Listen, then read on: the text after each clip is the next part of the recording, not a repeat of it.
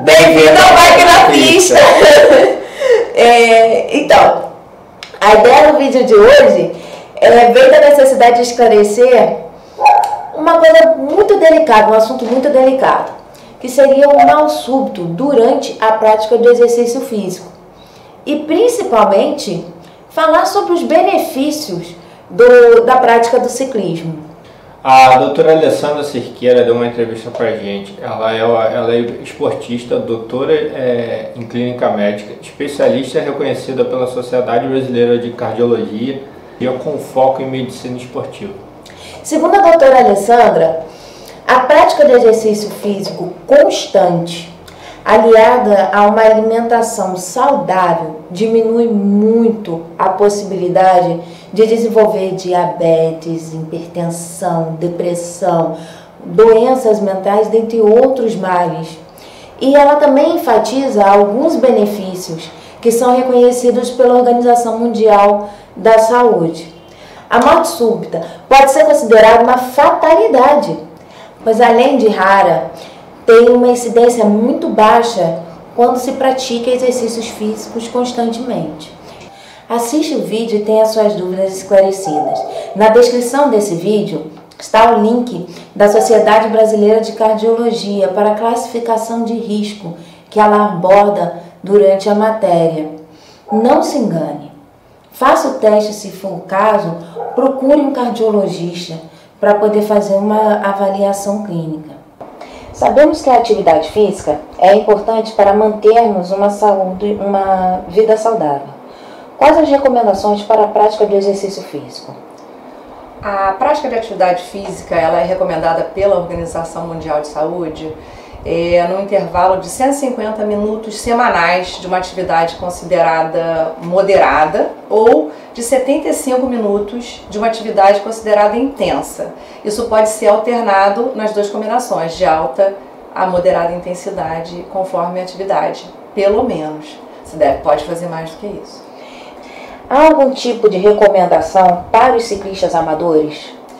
Olha, o ciclismo, ele usualmente é uma atividade considerada de alta intensidade, mas não necessariamente. A gente pode ter ciclistas como, por exemplo, para a mobilidade urbana, que utilizam a bicicleta para ir para o seu trabalho, e a gente, enquanto cardiologista, a gente estimula essa prática e estimula que todas as pessoas façam atividades moderadas e tenham realmente pelo menos 150 minutos de atividade física na sua semana. Só para você ter ideia, por exemplo, se você for 5 dias por semana fazendo atividade de 30 minutos, você já atingiu a sua meta, que é ter uma vida saudável. Quais os fatores de risco que podem levar o ciclista ao mal súbito? O mal súbito ele pode acontecer em faixas etárias diferentes. A gente tem que separar o que significa o mal súbito do jovem, que na realidade tem a ver com as doenças congênitas e as cardiopatias do coração, que o ciclista ou qualquer pessoa nasceria com ela, das possibilidades de doença no coração relacionada, por exemplo, aos infartos, etc. Então, na realidade, a gente tem que separar muito bem esses dois grupos, porque o risco, quando você tem uma história de morte súbita na sua família, é muito diferente de quando isso não acontece. Quais as características mais comuns, então, para a incidência da morte súbita? A morte súbita, na realidade, é essa que acontece em jovens atletas, que a gente vê, por exemplo, em campo de futebol, raramente acontecendo, como a cardiopatia hipertrófica, a displasia arritmogênica do ventrículo direito, são doenças raras. Só para você ter uma ideia, a incidência é de 1 em cada 100 mil. Então, na realidade, a probabilidade de um evento desses ela é baixa. Quando você soma a morte que acontece junto com todas as possibilidades de doenças cardiovasculares, aí sim a incidência é um pouco maior. E aí a gente tem as recomendações exatamente para você reduzir a sua possibilidade de doenças cardiovasculares. Exemplo muito importante, a prática de atividade física reduz em 35% a probabilidade de você ter uma doença cardiológica. Então o esforço físico pode ser considerado um fator de risco? O esforço físico não só não é considerado um fator de risco, como ele é um fator de proteção. Então a gente recomenda que todo mundo pratique atividade física de forma regular e, é claro, dependendo se você tem outras doenças ou não, você deve ser avaliado por um médico para que essa prática seja segura. Existem ciclistas amadores que praticam o esporte regularmente durante a semana. Existem ciclistas amadores que praticam o esporte esporadicamente, às vezes uma vez por semana, por exemplo, subindo a vista chinesa. E existem os que usam a bicicleta como mobilidade urbana, né, como seu meio de transporte, por necessidade e até mesmo pela própria profissão. Alguns deles sofrem algum tipo de risco maior para poder ter um mal súbito? Na realidade, o que a gente tem que pensar, que eu acho que é muito importante para a gente orientar as pessoas que não são especialistas nesse assunto. O mais importante é que a gente estimula a prática de atividade física, seja ela qual for, principalmente o hábito do ciclismo. Seja ela para a mobilidade urbana, o amador ou o profissional. Mas é importante que a gente tenha práticas importantes e que a atividade física, na realidade, ela requer preparo físico. Então é muito diferente você praticar a sua atividade física de forma regular, ou seja, fazer 30 minutos, que nem eu vim explicando, por dia, do que você pegar os 150 minutos e juntar tudo junto com uma probabilidade maior de elevação, etc. O seu coração, ele não vai estar preparado para aquela atividade física. Então o preparo físico você vai ganhando aos poucos e com cautela, segurança, para que você possa não correr nenhum risco cardiológico durante qualquer tipo de atividade física. Então a prática do ciclismo, ela em algum momento pode não ser recomendada para algum tipo de pessoa ou algum tipo de enfermidade? A prática de atividade física pode ser proibida para grupos seletos de cardiopatias estruturais, que na realidade elas só acontecem quando a gente tem riscos muito específicos e recomendações muito específicas que o próprio cardiologista vai dizer. Então isso é a raridade, a exceção e não a regra. Quais os exames a serem realizados antes de fazer exercício físico como o ciclismo? Olha, a prática de atividade física regular, por exemplo, em jovens e crianças, você não precisa de nenhum exame. Depois que você chega na faixa etária adulta, se você não tem nenhum tipo de doença, você não precisa fazer nenhum tipo de exame para começar a prática de uma atividade física como o ciclismo. Só que, quando você tem uma probabilidade de doença que vai aumentando, se você for diabético, se você for hipertenso, se você fumar, se você tiver colesterol alto, se você estiver acima do seu peso. Então, quando você vai somando outros fatores de risco, a gente precisa fazer exames, sim, junto com a avaliação cardiológica, que possa dizer exatamente qual é o seu risco de doença cardiológica. Acima de 50 anos, a gente recomenda que se faça um eletrocardiograma, que é um exame bastante simples, que faz parte da avaliação cardiológica. A senhora falou sobre a faixa etária crianças, jovens e adultos. A partir de que momento a pessoa é considerada adulta? A partir de que momento essa avaliação pode ter uma atenção? De 18 anos, na realidade, para cima, a gente considera o adulto, e pode ser adulto jovem, na realidade, a faixa de risco até 35 anos, ela é menor, tanto em homens quanto em mulheres, e aí você vai somando esses riscos conforme cada fator de risco de cada um. Então, o que a gente tem? Por exemplo, se você tem uma probabilidade hereditária, alguém familiar seu, pai, mão, irmão, que são familiares de primeiro grau seus, que tiveram doença coronariana, como por exemplo infarto, o seu risco é maior. Então a gente recomenda que você faça um eletrocardiograma antes. Isso é diferente em homens e em mulheres. A mulher tem uma maior probabilidade desses eventos depois da menopausa, normalmente acima de 50 anos. O homem costuma ter esses eventos antes. Normalmente esses fatores também são relacionados a estresse, etc. E o ciclismo, por exemplo, reduz a probabilidade de você ter estresse. Há algum tipo de recomendação para as pessoas que utilizam a bicicleta como mobilidade urbana? Sobre os exames, né, que ela poderia fazer, existe algum tipo de recomendação?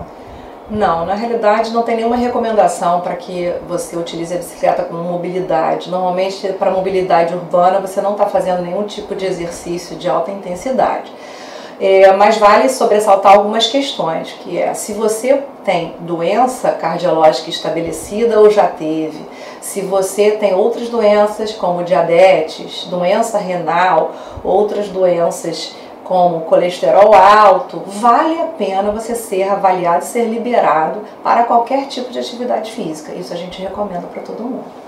Falando sobre a alimentação, existe alguma recomendação alimentar para que os ciclistas amadores, eventuais e os ciclistas urbanos possam diminuir qualquer tipo de fator de risco? Na realidade, ter vida saudável não é simplesmente você fazer atividade física. Ter vida saudável significa um conjunto de fatores que incluem certamente uma boa alimentação. Então, a gente considera que uma boa alimentação ela é essencial para a prática adequada de qualquer tipo de atividade física e sim, ela vai reduzir de forma importante o risco de doenças e não só da doença do coração, como outras doenças crônicas não transmissíveis. Só para você ter uma ideia, você se alimentar de forma adequada, ela reduz também incidência de câncer de mama, de câncer de intestino também. Então, não só das doenças cardiovasculares, as doenças cerebrovasculares e as doenças cardiológicas. Muitos ciclistas ingerem deliberadamente alimentos como suplementos, gel, cafeína, refrigerante de cola, energéticos e até bebidas alcoólicas durante a prática do ciclismo. Esses alimentos realmente são recomendados durante a prática da atividade física?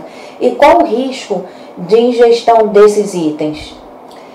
Na realidade, hoje em dia, a gente tem um problema relacionado ao uso excessivo, não só de suplementos, como energéticos, ou substâncias que são consideradas até doping, por exemplo, para os ciclistas profissionais e que os ciclistas amadores estão usando de uma forma deliberada. Isso é uma preocupação para todos nós profissionais de saúde por alguns motivos. O mais importante é que, é lógico, se você vai fazer uma atividade de alta intensidade, a sua alimentação tem que ter sido adequada. Você tem que ter feito, talvez, alguns suplementos que vão ser orientados por alguém que seja profissional de saúde e que seja especialista naquele assunto. Você não pode tomar hormônios ou simplesmente acreditar porque um amigo, um familiar, um vizinho te disse que você deve ingerir um suplemento e você simplesmente começar a utilizar aquele suplemento. Como hoje em dia existem pessoas tomando hormônio que não sabem nem o que são hormônios. E isso eleva muito o risco de doença e você ter realmente um mal súbito. Essa recomendação também vale para cafeína, por exemplo, porque a gente vê que existem alguns ciclistas que utilizam cápsulas de cafeína. Outros preferem usar barras, por exemplo, de paçoca ou torrone durante o pedal para dar um gás, para dar uma energia. Quais os riscos, ou se é que existe algum risco sobre a ingestão desse tipo de coisa? Existem duas ingestões que a gente tem bastante preocupação. A cafeína em excesso, sem dúvida nenhuma, ela pode aumentar a sua frequência cardíaca e por isso pode aumentar a possibilidade dessas arritmias cardíacas. Então, a gente recomenda que ela seja feita de uma forma moderada e não intensa, como algumas pessoas acabam fazendo sem esse profissional de saúde que estaria orientando qual a quantidade que você pode ingerir de suplementos ou de energéticos que tenham cafeína. E outra recomendação importante é sobre o álcool. Na realidade, o álcool também aumenta o risco de doenças cardiológicas. Então, a gente deve sim evitar o uso concomitante do álcool com a atividade física, porque ele pode taquicardizar na hora. Então, existem riscos específicos relacionados ao álcool. O açúcar do torrone, da paçoca entra nesse nesses fatores de risco? Não, na realidade o que acontece é que quando você está fazendo uma atividade de alta intensidade, você tem que repor a sua quantidade de glicose, glicogênio de forma adequada. Então o que a gente faz? Existem suplementos que fazem isso de uma forma mais equilibrada e alimentos naturais que você pode utilizar exatamente para conseguir repor a quantidade de glicose que o seu corpo necessita para aquele gasto que você está tendo. Então isso você pode fazer de uma forma orientada, obviamente, por um nutricionista, um profissional nutrólogo, e a gente vai fazendo essas recomendações com segurança. Quais os riscos de medicamentos? Os medicamentos, eles estão cada vez mais, a gente está tendo um excesso do uso dos medicamentos. A gente tem um artigo no mês passado, por exemplo, o americano, que o americano tem uma tendência de mostrar mais esse tipo de evento, mostrando o uso, por exemplo, de anabolizantes em jovens, mostrando que 17% dos americanos já, de alguma forma, ingeriram algum tipo de medicamento com automedicação. Então isso acaba aumentando demais o risco cardiológico do paciente dessa forma deliberada. A gente não deve estimular o uso de medicamento de forma alguma que não seja orientado por um médico. Você recomendaria a prática do ciclismo, por exemplo, uma vez por semana? Eu recomendo que a atividade física seja feita de forma regular, que nem a Organização Mundial de Saúde vem falando, mas não todos os 150 minutos num dia só. Na realidade, muito a ver com esse preparo físico. Se você fica sedentário por 6 dias e utiliza apenas um dia para fazer toda a sua atividade física, o seu preparo físico não vai estar adequado para fazer aquela atividade. Então você certamente pode passar mal e correr não só riscos relacionados à doença cardiológica, como desidratação, conforme o lugar que você está, distúrbios hidroeletrolíticos, vômitos, e aí você corre outros riscos que não valem a pena para essa prática. E tem uma recomendação que eu acho que vale a pena a gente deixar para todo mundo que faz atividade física. O nosso coração, a nossa saúde cardiovascular só depende de nós. Então, eu recomendo que todo mundo faça atividade física. A atividade física é capaz de reduzir doenças como diabetes, hipertensão, reduzir as doenças cardiológicas em 35%, a doença mental, a depressão, ela controla peso, ela é capaz de melhorar o seu sono. Então ela tem tantos benefícios que a gente tem que estimular que todo mundo faça atividade física, mas que faça de forma segura. E se você gostou desse vídeo, dá um joinha, inscreva no nosso canal, siga o Bike na Pista nas redes sociais.